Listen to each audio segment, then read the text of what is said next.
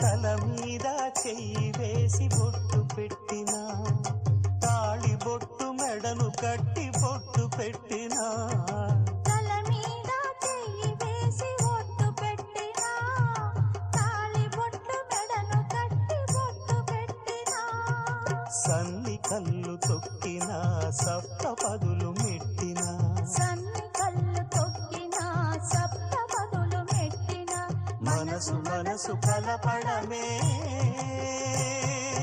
మంత్రం పరమార్థం. శ్రీరస్తు శుభమస్తు, శ్రీరస్తు శుభమస్తు. శ్రీకారం చుట్టుకుంది పెళ్లి పుస్తకం, ఇక ఆకారం